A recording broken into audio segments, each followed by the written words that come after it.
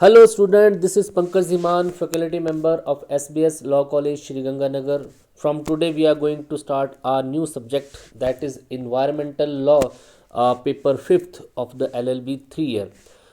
देखिए environment law आज से हम स्टार्ट करेंगे। इन्वायरमेंटल लॉ की बात करें तो इन्वायरमेंट इशू जो है ये हमारे सोसाइटी के लिए अब जो है एक बर्निंग इशू बन गया, not for only India, whole world के लिए ये एक बहुत ही इम्पॉर्टेंट टॉपिक है। जिस तरह से लगातार जो है हम अपने नेचुरल रिसोर्सेज जो हैं उनको एक्सप्लॉइट करते जा रहे हैं, जिस तरीके से हम वाटर को, एयर को और जो हमारा एटमॉस्फेयर है उसको हम पोल्यूटेड करते जा रहे हैं, उसके लिए बहुत ज़रूरी है कि हम जो है इसके लिए लॉ लेके आएँ ताकि इन चीज़ों को रेगुलेट किया जा सके, कंट्रोल किया जा सके। अदरवाइज़ जो है हमारे लिए आने वाली जो जनरेशन होगी उसके लिए बहुत ज़्यादा दिक्कत यहाँ पे हो जाएगी। वाटर की स्केर्सिटी और वाटर जो अगर पोल्यूटेड है, हमारी एयर अगर पोल्यूटेड है तो हम कहीं पे भी जो है जी नहीं सकेंगे।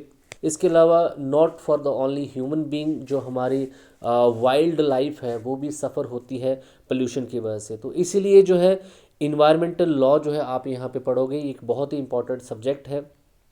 और देखिए नंबर्स ऑफ जुडिशियल डिसीजन हुए हैं इसके regarding.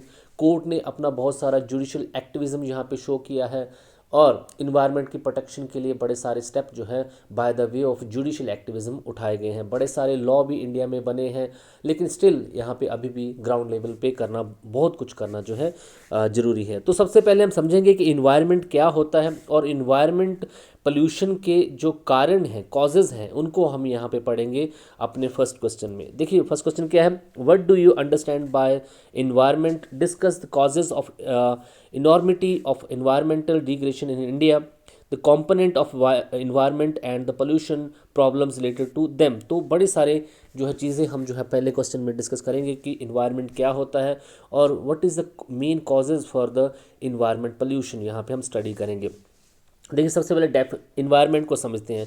The word environment is a very famous and prevalent word because it is the base of the healthy life. तो इन्वायरमेंट बहुत ही प्रिविलेंट वर्ड है क्योंकि ये हमारी हेल्दी लाइफ का एक बहुत ही इंपॉर्टेंट फैक्टर है। The importance of environment is same as the present age of industrial revolution. तो जिस तरह की औद्योगिक क्रांति की हमारी आज की एज में बहुत इंपॉर्टेंस है, उसी तरीके से इन्वायरमेंट की भी बहुत इंपॉर्टेंस है। That's the reason it is set to make balance between the environment protection and development programme.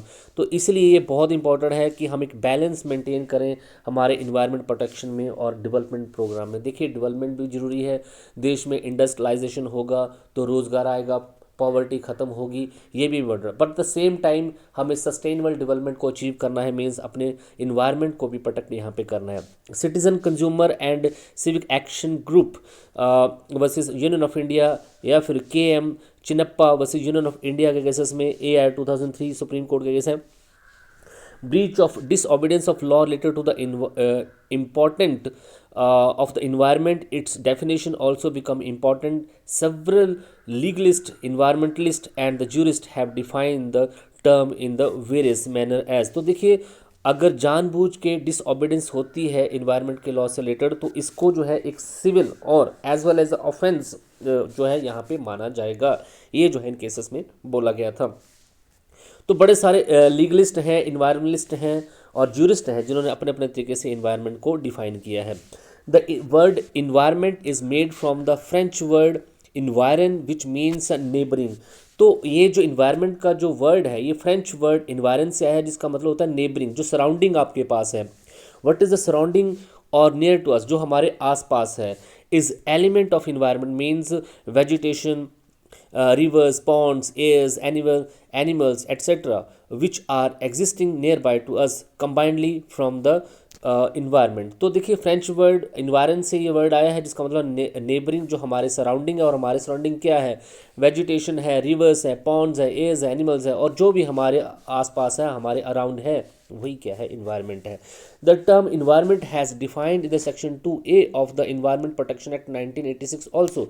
तो हमारे पास एक बहुत ही इंपॉर्टेंट एक्ट है for the protection of environment, that is the environment protection act 1986। इसमें भी इन्वायरमेंट को डिफाइन किया गया है। Environment include water, air and land and the interrelationship which exist among and between the water, air and land and human beings. तो environment क्या है? Water, air and land, और इसका जो इंटरलिंक है किस में? वाटर, एयर, लैंड में और ह्यूमन बीइंग में। तो आपस में जो इनका लिंक है एक दूसरे के साथ, और बाकी लिविंग क्रिएचर जैसे plants, micro organism and property, इस सभी का जो आपस में इंटरलिंक है, इसी को क्या बोला जाता है? इन्वायरमेंट बोला जाता है। ब्लैक लॉ डिक्शनरी में जाएं तो वहाँ पे environment is the combination of physical, economic and cultural and social condition and element which affect the value and frequency of the property and which affect the qualities of the public life. बहुत अच्छी definition यहाँ पर दे रखी है कि environment क्या है? Combination है physical, economic, culture, social conditions का, और ऐसे एलिमेंट जो कहीं ना कहीं वैल्यू एंड फ्रीक्वेंसी, प्रॉपर्टी की वैल्यू को, उसकी फ्रीक्वेंसी को अफेक्ट करते हैं, और ह्यूमन लाइफ की क्वालिटी को भी इफेक्ट करते हैं। वो सारी चीज़ें, वो सारे कारक, वो सारे फिजिकल, इकोनॉमिक, कल्चरल, सोशल कारक जो हैं, जो हमारी प्रॉपर्टी को, हमारी ह्यूमन पब्लिक लाइफ को इफेक्ट करते हैं, उसकी क्वालिटी को इफेक्ट करते हैं, वही इन्वायरमेंट पोल्यूशन है, इन्वायरमेंट है। Environment is a complete sum of effective condition under which living organism exist. तो इन्वायरमेंट क्या है? Complete sum of effective conditions है जहाँ पे लिविंग ऑर्गेनिज्म जो है एग्जिस्ट करते हैं। फिटिंग के according environment is a sum of circumstantial evidence element, sorry. इसके अलावा मैकेवर के डेफिनेशन यहाँ पे surface of the earth and all its natural situation, दो अर्थ का जो सरफेस है और इसके सारे नेचुरल सिचुएशन जो हैं, natural resources, land, water, hills, grounds, minerals, trees, animals and all the natural water powers are included in the environment which affect the human life and the existence of the earth. तो MacIver ने अच्छी definition यहाँ पे दी है कि जो अर्थ का surface है और उसकी जो नेचुरल सिचुएशन है, जो नेचुरल रिसोर्सेज हैं, लैंड है, water, hills, ground, minerals, trees, animals and all natural power जो है, जो इंक्लूड है इन्वायरमेंट में, जो इफेक्ट करती है ह्यूमन लाइफ को, उसी को हम क्या बोलते हैं? इन्वायरमेंट यहाँ पे बोलते हैं। तो ये आपके पास इन्वायरमेंट की डेफिनेशन है। So the environment means a vegetation, water, land, air existing nearby to us which affect the living organism. तो जो भी हमारी लिविंग बीइंग जो है, जो हमारे लिविंग ऑर्गेनिज्म और नॉन लिविंग ऑर्गेनिज्म जो है, उनको जो इफेक्ट करते हैं, जो वेजिटेशन, वाटर, लैंड और एयर जो हमारे आसपास हैं, जो हमारी ह्यूमन लाइफ को इफेक्ट कर रहे हैं, उसी को हम क्या बोलते हैं? इन्वायरमेंट बोलते हैं। Importance of the environment protection. तो क्यों इंपॉर्टेंट है इतना इन्वायरमेंट को प्रोटेक्ट करना? ये यहाँ पे नंबर्स ऑफ केसेस है इसके regarding, numbers of judicial judgment है यहाँ पे इसके रिगार्डिंग। तो देखिए, PS झांकिया स्मिथी versus state of Kerala, AIR 2016 Kerala high court का केस है। ये केसेस आपको याद रखने आगे बहुत काम आएंगे। It was held by the Kerala high court that the protection of environment can not be sacrifice in the name of the development. बहुत ही इंपॉर्टेंट बात केरला हाई कोर्ट ने बोली थी कि इन्वायरमेंट की प्रोटेक्शन को जो है इस बात पे सेक्रीफाइस नहीं किया जा सकता कि डेवलपमेंट को ना रोका जाए। मीन्स डेवलपमेंट के नाम पे जो है इन्वायरमेंट को जो है खतरे में नहीं डाला जा सकता है। पंचमचंद स्टेट ऑफ हिमाचल प्रदेश का केस है। It was held that the remediations of the damaged environment is a part of the sustainable development। तो जिस तरीके से आप एक प्रोटेक्टेड तरीके से जो है डेवलपमेंट करेंगे, तो ये हमारा सस्टेनेबल डेवलपमेंट का पैटर्न होगा। सस्टेनेबल, देखिए, डेवलपमेंट और सस्टेनेबल डेवलपमेंट में फ़र्क है। डेवलपमेंट मीन्स जब आप जो है लगातार जो है हमारे नेचुरल रिसोर्सेज को एक्सप्लॉइट करते जाएंगे और उससे जो है हमारा इन्वायरमेंट जो है पोल्यूटेड होगा, तो वो डेवलपमेंट तो है, लेकिन सस्टेनेबल डेवलपमेंट नहीं है। सस्टेनेबल डेवलपमेंट क्या है कि जब आप अपने नेचुरल रिसोर्सेज को भी जो है इन्वायरमेंट पोल्यूटेड फ्री रखें और अपने आने वाली जनरेशन के लिए भी वो जो एनर्जीज़ हैं, जो इन्वायरमेंट के जो हमारे रिच सोर्सेज हैं, उनको आने वाली जनरेशन के लिए भी बचा रखें, उसी को हम जो है सस्टेनेबल डेवलपमेंट यहाँ पे बोलते हैं। अब यहाँ पे क्वेश्चन आता है कि कॉजेज़ क्या है इन्वायरमेंट पोल्यूशन के। तो ये सभी को पता है क्या क्या कॉजेज़ हैं, उनको एक बार हम यहाँ पे देख लेंगे। सबसे पहले industrialisation.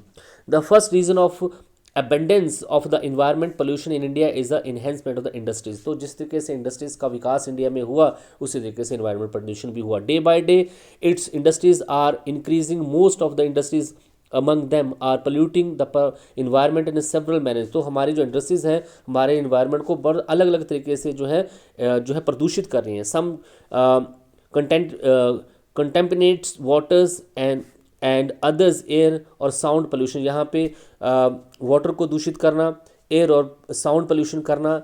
Industries like yarn, leather, chemical materials, bleaching, dyeing, ये ऐसी इंडस्ट्रीज हैं जो कि वाटर, एयर और साउंड पोल्यूशन को बढ़ा रही हैं। Along with this the marble industries also creating the overwhelming pollution, जो है मार्बल इंडस्ट्री जो ये भी पोल्यूशन को बढ़ाती जा रही है। The output from these authorities output of these factories such as industries क्या निकालती हैं ये इंडस्ट्रीज? वेस्ट निकालती हैं, पोल्यूटेड वाटर निकालती है, टॉक्सिक गैसेस, जहरीली गैसें, केमिकल प्रेसिपेंट्स यहाँ से निकालती हैं, जो कि कहीं ना कहीं हमारे एयर और वाटर को पोल्यूट यहाँ पे कर रहे हैं।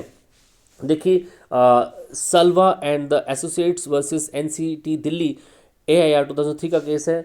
The occupation of motor mechanics which was situated in the residential area considered nuisance because its create the noise pollution. तो जो मोटर मैकेनिक का जो ऑक्यूपेशन था, जो कि रेजिडेंशियल एरिया के पास था, बड़ी ज़्यादा जो है वहाँ पे नॉइज़ क्रिएट की जाती थी, उसको नॉइज़ पोल्यूशन का पार्ट बोला गया और उसको वहाँ से रिमूव किया गया। इसी तरीके से Indian council for the inquiry legal action versus union of India cases में ये बोला गया कि many chemical industries were order to close which were polluting water of the village Bichhri in Rajasthan. तो राजस्थान में बड़ी सारी केमिकल इंडस्ट्रीज को बंद किया गया, जो कि वहाँ का जो वाटर था उसको पोल्यूट वहाँ पे कर रही थी। तो इंडस्ट्रियलाइजेशन जो है फर्स्ट एंड फॉरमोस्ट रीज़न है हमारे इन्वायरमेंट को पोल्यूट करने का। सेकंड हमारे पारे पब्लिक अवेयरनेस। तो देखिए लैक ऑफ पब्लिक अवेयरनेस है। आज भी जो है हम इस इशू को इतना सीरियस नहीं लेते हैं, लेकिन ये एक बहुत ही इंपॉर्टेंट और बहुत ही सेंसिटिव इशू है जिस पे हम सभी की अवेयरनेस होनी चाहिए। Law of lack of public awareness is the second reason of environment pollution.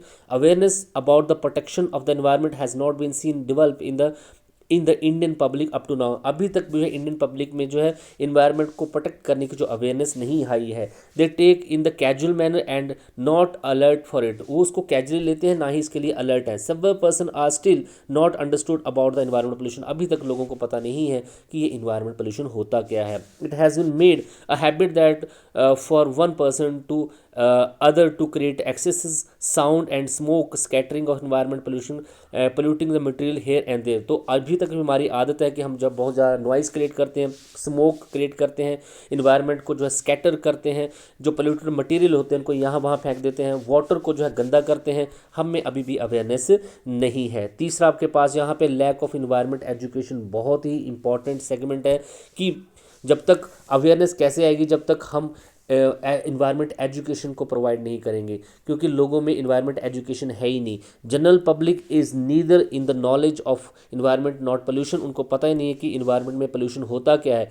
He has also not knowledge of the benefit of the losses of environment. और उनको ये भी नहीं पता है कि इन्वायरमेंट अगर जो है पोल्यूटेड होता है, नॉक्सिस होता है, तो उसका बेनिफिट और उसके क्या क्या लॉसेस हमें होंगे। Pollution and protection under the circumstances, if environment pollution increases then it is not a surprising matter. इन सिचुएशन में अगर इन्वायरमेंट और पोल्यूटेड होता है तो इसमें कोई सरप्राइजिंग बात नहीं है कि लोगों को जो है इसके बारे में बेसिक एजुकेशन नहीं है। तो MC Mehta versus union of India का एक हिस्टोरिकल केस हुआ था 1988 में, और यहाँ पे MC मेहता ने जो है यहाँ से सुप्रीम कोर्ट से एक ऑर्डर दिलवाया था सरकार को। It is the duty of the government that it should manage to provide education about the environment protection for 1 hour in a week in the education institution.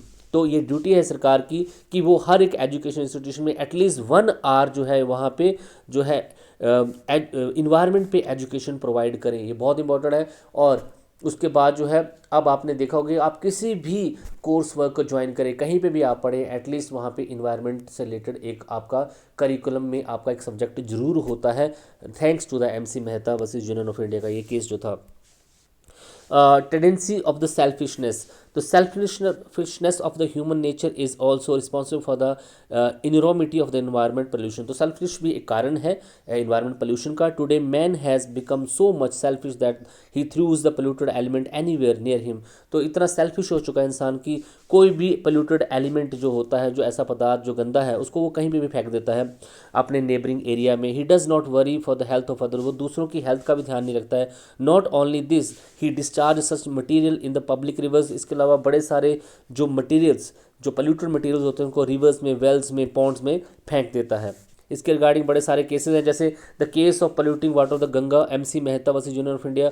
Ganga क्यों दूषित हो रही है, उसकी वजह से जो कहीं ना कहीं जो है हमारे जो हिंदू रिचुअल्स जो है, रिवाज जो है, वहाँ पे हम ऐश को वहाँ पे जो है पानी में डालते हैं, या वहाँ पे नंबर्स ऑफ बॉडीज़ को डेली जलाया जाता है। अराउंड 50,000 बॉडीज़ जो है एक साल में वहाँ पे जलाई जाती हैं, ऐश को वहाँ पे डाला जाता है पानी में, कहीं ना कहीं दूषित होता है इसकी वजह से। फ्लावर्स, किसी तरीके के हमारे रिचुअल्स हैं उसकी वजह से।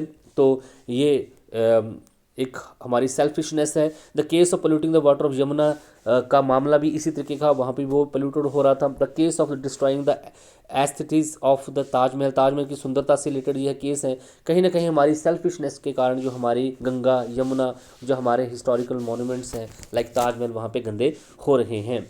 नेक्स्ट आपके पास reminiscence of the law, though many law are made for the controlling pollution but despite this law environment pollution is not control yet the fall. Reminiscence का मतलब यहाँ पे है कि हम ढील बहुत जो कानून बने हैं उनको, उनमें हमारी ढिलाई बहुत है, हम उनको जो है एक्टिवली और स्ट्रांगली जो उनको इम्प्लीमेंट नहीं करते हैं, तो इसकी वजह से भी जो है पोल्यूशन बढ़ रहा है। हमने लॉ तो बड़े बना रखे हैं, तो फॉलोइंग रीज़न है remnants of the legal regulation, जो कानून बन रखे हैं उनको हम अभी भी ढिलाई बरतते हैं उसमें। लिबर्टी ऑफ द पनिशमेंट, इतनी ज़्यादा खास सज़ा वहाँ पे नहीं है अगर कोई मामला बनता है इन्वायरमेंट पोल्यूशन का। इंडिफरेंस टूवर्ड द इम्प्लीमेंटेशन, और जो लॉ की इम्प्लीमेंटेशन है उसमें अभी भी हम इनडिफरेंट है, कुछ जो है ज़्यादा इस पर कुछ करते नहीं हैं। KM Chinnappa versus union of India का केस आप पहले पढ़ चुके हो कि अगर इन्वायरमेंट पोल्यूशन होता है तो इसको जो है एक सिविल लाइबिलिटी और एक क्रिमिनल ऑफेंस वहाँ पे माना जाए। Thank you so much.